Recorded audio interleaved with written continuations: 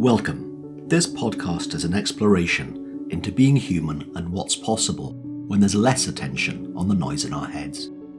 Warning. While listening to this broadcast, you may experience moments of deep peace, sighs of relief, personal insights, or long stretches of dead air. Do not be afraid. This is normal.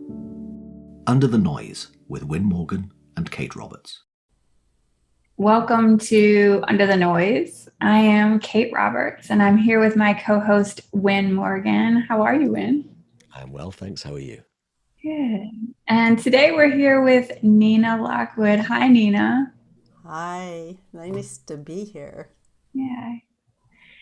So, Nina, like most of our guests, we do things a little bit differently when we have people on the show. Instead of kind of going back into all of the beautiful accomplishments that you've had in your life, we love to put it to our guests and ask the question, what would you love our listeners to know about you right now? What a great question. Let me give that a few seconds of pondering.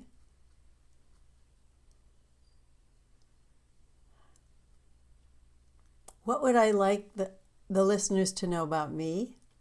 I guess it's that I am in love with life. And I'm in love with the surprises and the unexpected, and continually learning how to roll with the unexpected that isn't as easy to go along with as the happy, lighthearted ones. Mm.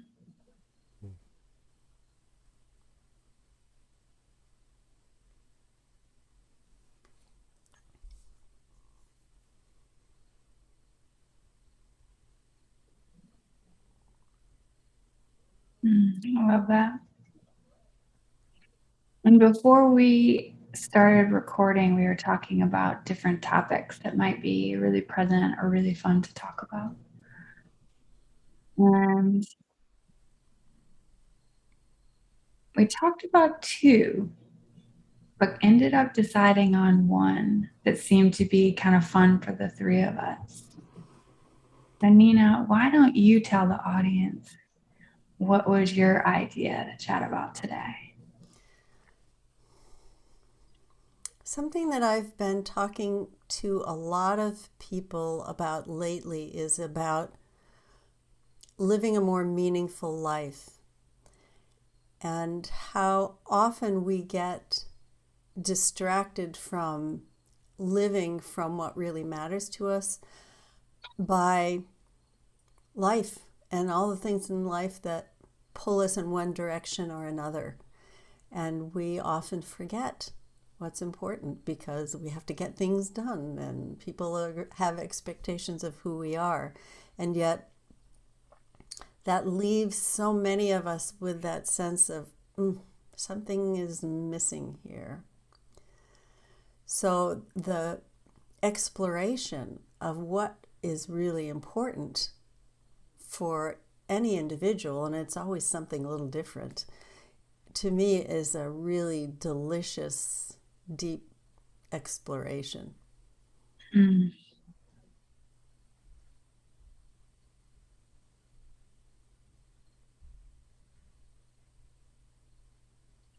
Wyn, what do you see about this topic right now?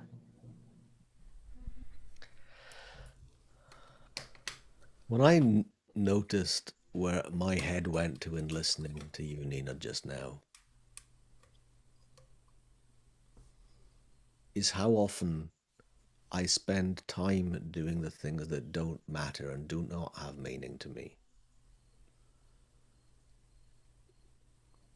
And it takes me a long time, or it has taken me a long time, to realize that. So here's an example of that would be, it dawned on me a few weeks ago that my mother's birthday was yesterday, a Tuesday.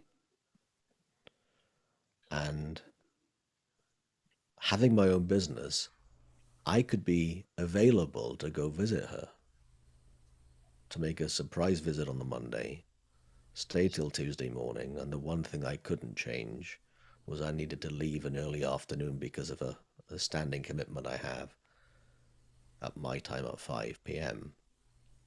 every Tuesday.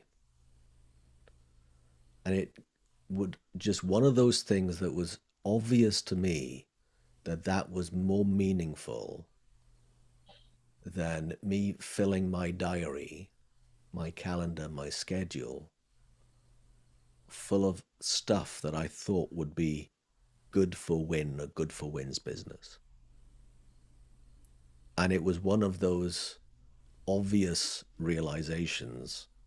It's like, okay, I could do this.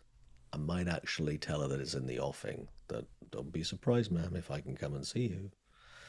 I'll make the, sometimes the often 3-hour drive. And including in that, at the time of us talking today, there have been some fuel issues in the UK. Well, loads of filling stations do not have fuel. And the ones that do, you might be waiting an hour to get it through the line to actually get to the fuel pump to fill up the car. Now, my two-way journey back from where I live back to South Wales, where my mother and family live, that round trip is more than a full tank of fuel. So I knew I would have to fill or not get back here yesterday. But it didn't matter. I was going to do it anyway. It wasn't a question of, well, I don't know if I can make the round trip because I don't know what the fuel situation is like or what it's going to be like on Tuesday. And it's just like, that was absolutely meaningless to me than actually being there and knowing that what mattered most to my mother was time with me, not gifts, not flowers, time.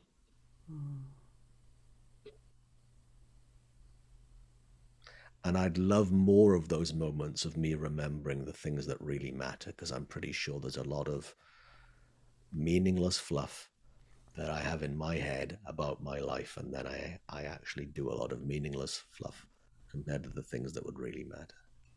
That's what I think, Kate. What do you think, Kate? Took the words out of my mouth, Nina. Sorry. I'm glad, because I don't get the blame for the question now.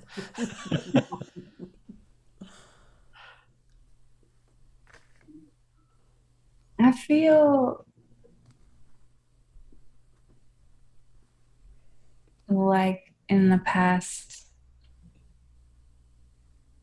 even month or so, there's something new on this for me.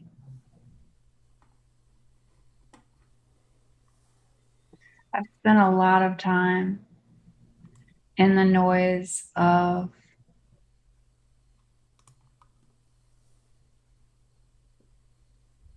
whatever I'm doing isn't enough. Whatever I'm seeing isn't enough.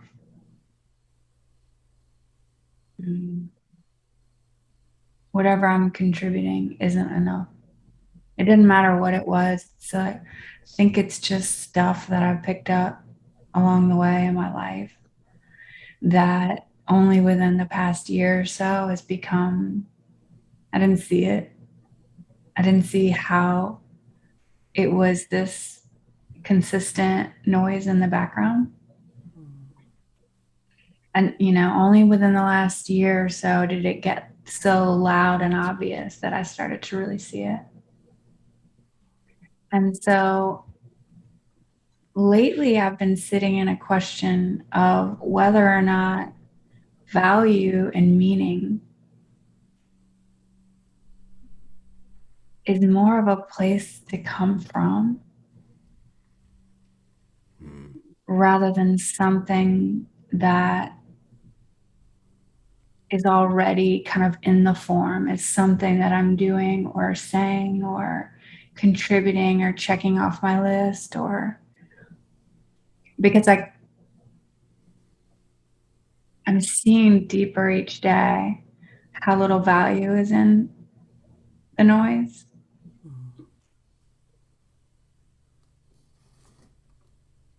And the answers or even the questions sometimes aren't in there. And that's really new for me in my life. I used to think that had a lot of value, a lot of like, oh, that's where the answers are, right? And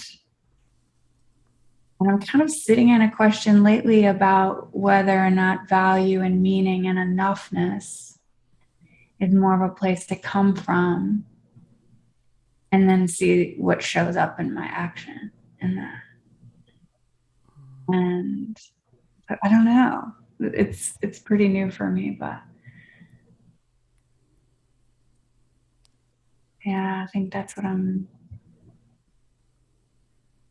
starting to look at, explore, I guess, for myself.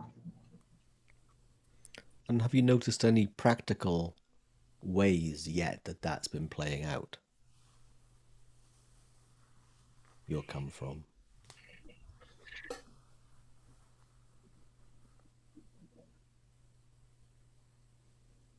A lot of times it looks like whether or not I'm doing something that the noise used to tell me was enough, had value and meaning, or something that the noise would kind of point out wasn't enough. I'm not doing enough and I'm wasting time, or whether it's one or the other, it feels lighter in what I'm doing. Like there's a lightness to everything that I'm doing. Whereas before, when I'm constantly judging everything, it felt really heavy to do anything. And that's just something small like doing the dishes or something around the house to something where I'm really helping someone. There's just a lightness to all of it that I didn't have before because there was so much on it, so much judgment. And so I'm finding meaning in some of the most simple things, interestingly enough. What about you, Nina? Well, I was just thinking that really, what you're saying speaks to something that I've been realizing more and more for myself, is that meaning and happiness aren't produced by external objects or people or activities, but that when I stop expecting that if I do X, it's going to produce Y feeling, that I'm not finding happiness or finding meaning so much as I'm sharing it. And there's a particular form in which that sharing emerges. So it's a little bit like a jujitsu process. It's not that I'm doing it in order to produce a feeling, but it's just a natural outcome of something that for me has meaning and value. Does that make sense? Mm-hmm. It does to me. So in a way, it takes the pressure off of a particular activity and then becomes more of a form of expression. It's much more natural. Yeah. So are you saying, therefore, that there's an independence between doing and meaning?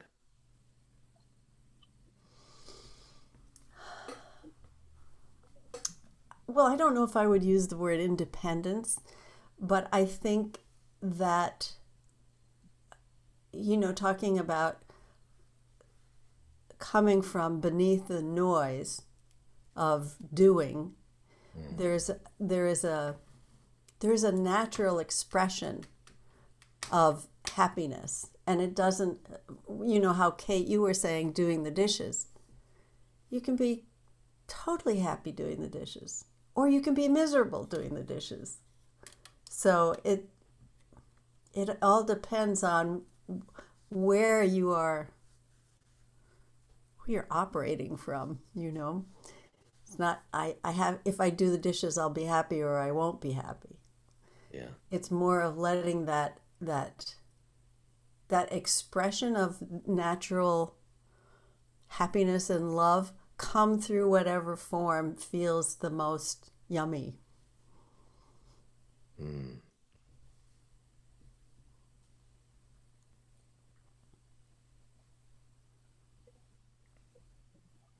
This past weekend, I attended a 3-day seminar called Doing Without Doing. And it was a beautiful exploration in, I don't know, the 3 diamentos of mine and about 35 to 40 other people, basking in the feeling of what you've been saying, and Kate, that you were saying and talking about. And how that feeling of really being under the noise, and that come from, and that love that you were talking about just now, Nina,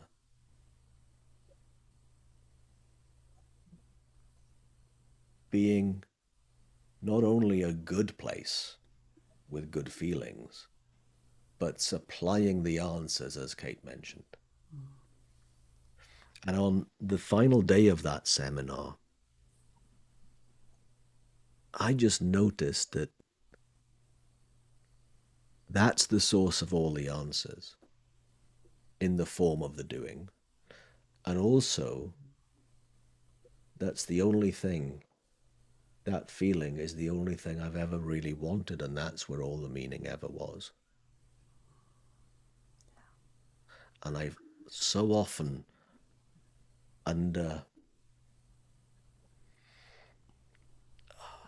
underestimated that, not respected that enough, moved away from it, and put more currency on the doing bit, as opposed to, as Kate, you said, the come from, and the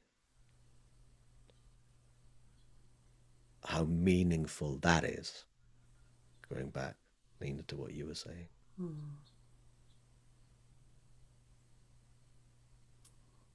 There is so much noise in being busy that we forget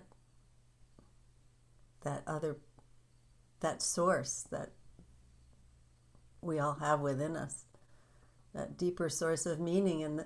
And as you say, is if we let ourselves settle a little bit, even more than a little, but are willing to explore what that is, the question of meaning or fulfillment becomes obvious.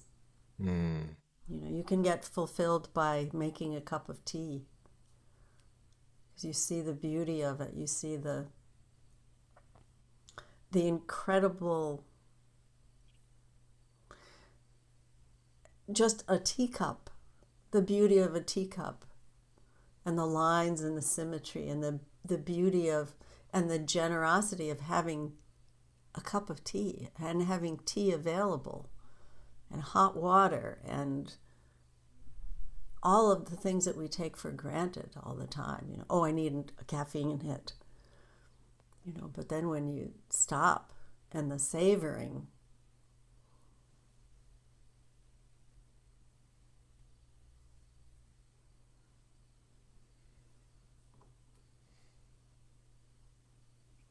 You know, I find it interesting too how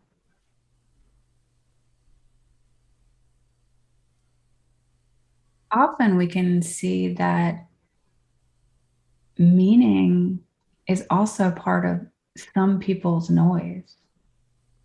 Like the noise in their head about, I need my life to mean something.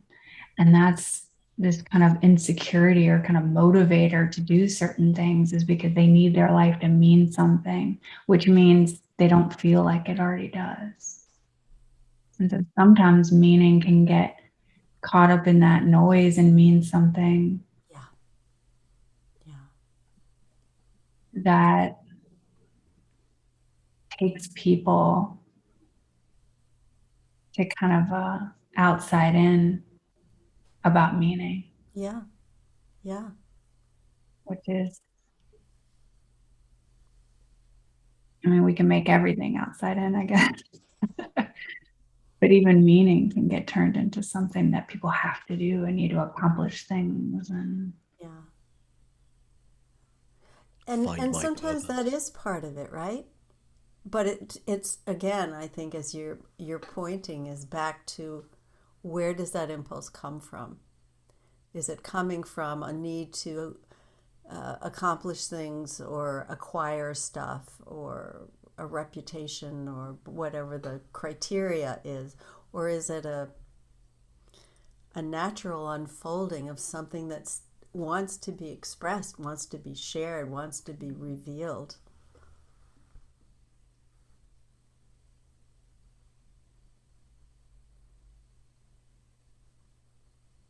I think you've hit on something there as well. The number of times when I'm talking to either potential clients or existing clients, and they are, hey, help me find my life's purpose.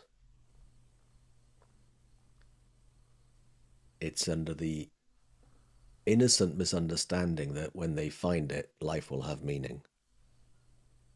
When they do the thing that they think will bring purpose, as opposed to, in what I heard, something very different from you just now.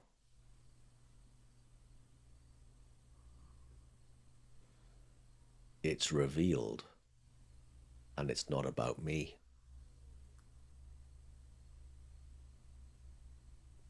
Right.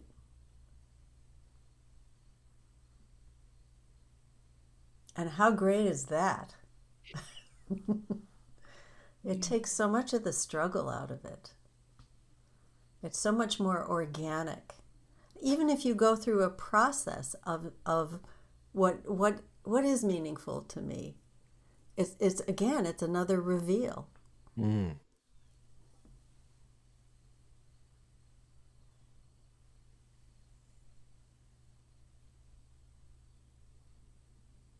I used to really have a big issue with that word purpose. But now I don't know what's happened, but now if I one of the ways I'm seeing purpose is just to be a vehicle or a conduit for life. What does life want to have come through me?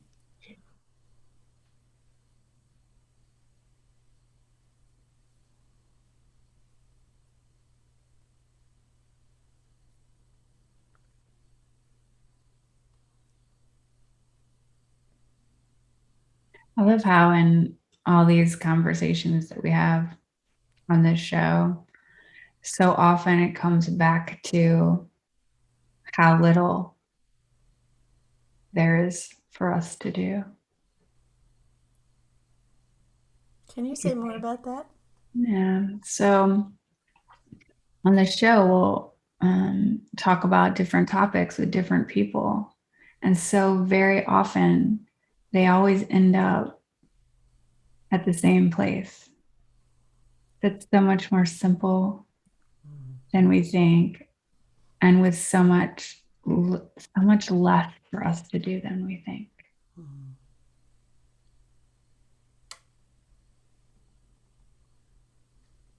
And usually the things that we're doing, we're still doing. You know, we're doing tons of stuff. And yet, a lot of the times the things that we think are on us to do just aren't.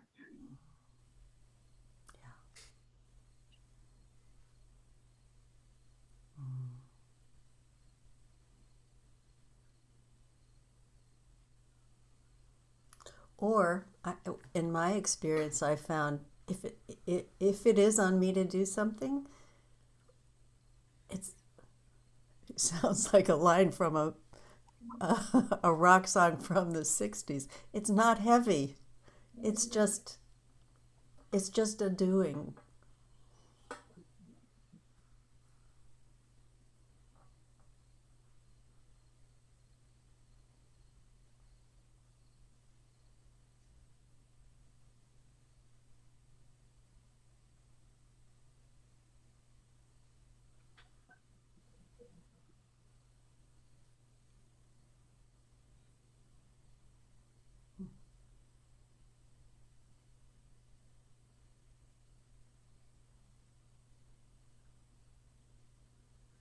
I It's a lot remember kinder, my excuse me.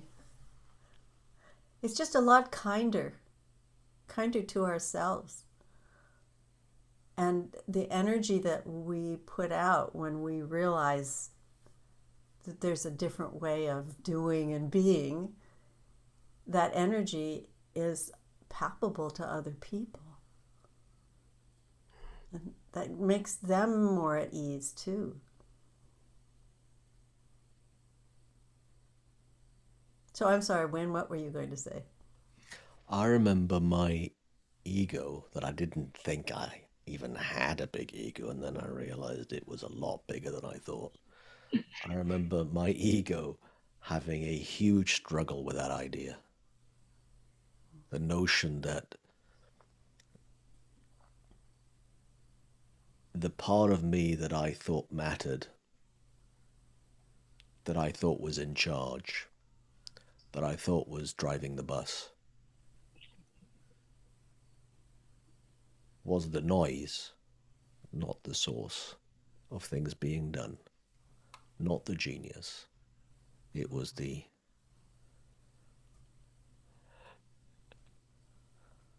petulant child, not the genius.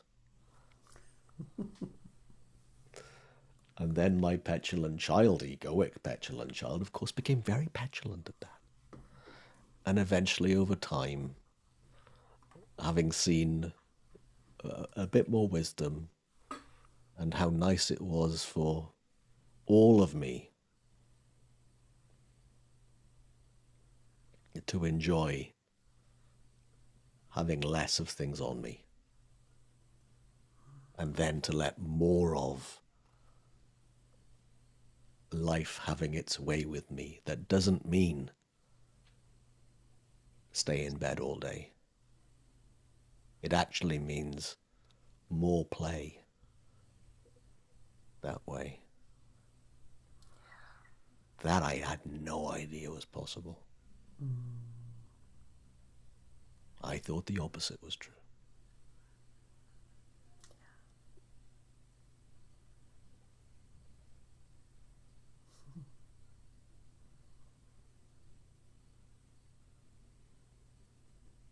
That makes me think of watching Fred Astaire and Ginger Rogers dance. You know, when you talk about life having its way with you and you just being swept up in the movement and give yourself over to it. And it's such a delight as a dancer and as somebody who's watching the dancing.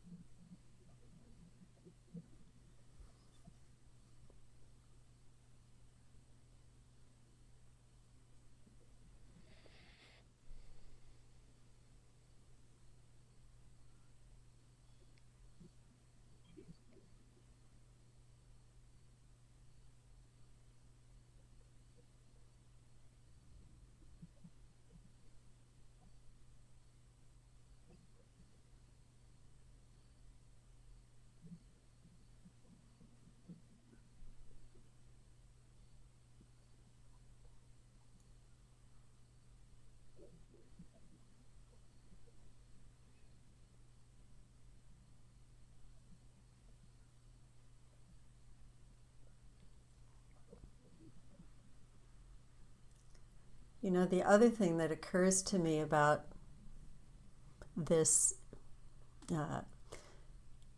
discovery or expression of meaning and living as whatever it is that is important to us is that It's such a, it's so contrary to how the world measures success. So meaning doesn't have to mean what life tells us it's supposed to mean. That we can make it up. We can be creative. We don't have to follow the rules. It's never too late to jump off the gerbil wheel and let that natural unfoldment start to come through.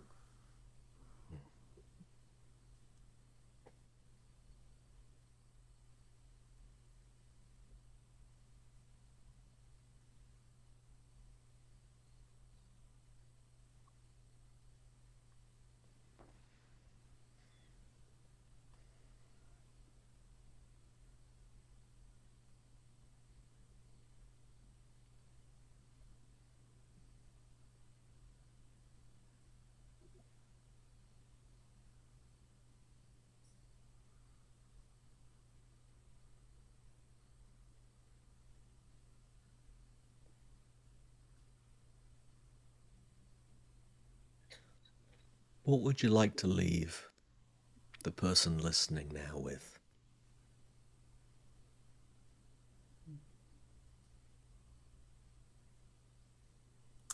A big hug and reassurance that it's all in there. You just have to look.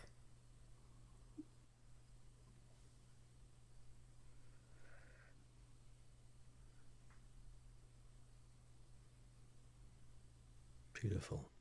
Beautiful.